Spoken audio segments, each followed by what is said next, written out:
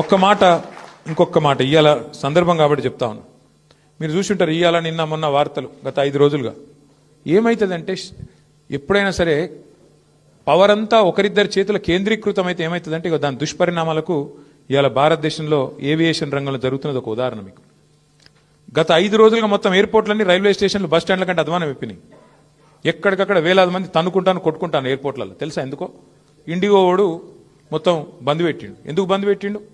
ఇది గమ్మతైన ఉదాహరణ. మీరు చెప్తే అర్థం చేసుకుంటే మీకు అర్థమవుతుంది నేనేం చెప్తున్నాను. సంవత్సరం కిందట సివిల్ ఏవియేషన్ మినిస్ట్రీ కొన్ని రూల్స్ పాస్ చేసింది. ఏమని? శ్రమ దోపిడీ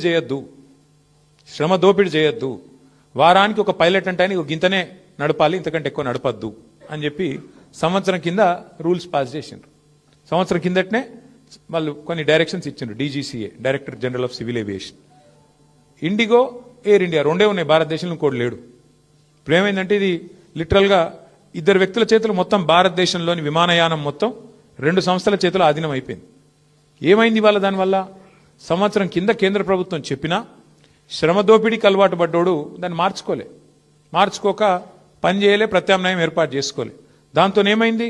నిన్న ఒక్క రోజు 1000 విమానాలు క్యాన్సిల్ అయినాయి. 1000, 1 కాదు 2 కాదు. మరి ఏమవుతుంది? ఎయిర్పోర్ట్ బస్ స్టాండ్ అయిపోయింది. వాస్తవం ఇది. ఏం జరుగుతుంది? కొంతమంది వ్యక్తుల చేతుల్లోనే మొత్తం శక్తి కేంద్రీకృతమైతే దానికి ఒక గొప్ప ఉదాహరణ, దుష్పరిణామానికి గొప్ప ఉదాహరణ నిన్న మొన్న విమానయాన రంగంలో జరుగుతున్న వ్యవహారం. ఒక ఇండిగో, ఒక ఎయిర్ ఇండియా రెండే మిగిలినాయి ఇప్పుడు భారతదేశంలో. ఒకటి టాటా, ఇంకోటి ఇండిగో. వాళ్ళ చేతులకు పోయింది దేశం. వాళ్ళు ఇప్పుడు ఎస్ అంటే ఎస్, నో అంటే నో. ఆఖరికి ఏమైంది తెలుసా? 5 రోజుల తర్వాత కేంద్ర ప్రభుత్వం మేల్కొని వాళ్ళు ఇచ్చిన ఆర్డర్ వాళ్ళే వెనకకి తీసుకున్నది. ఇవాళ వాళ్ళు ఏ ఆర్డర్ అయితే ఇచ్చిర్రో, ఇండిగో వాడు మారలే, ప్రైవేట్ వాడు దిగిరాలే.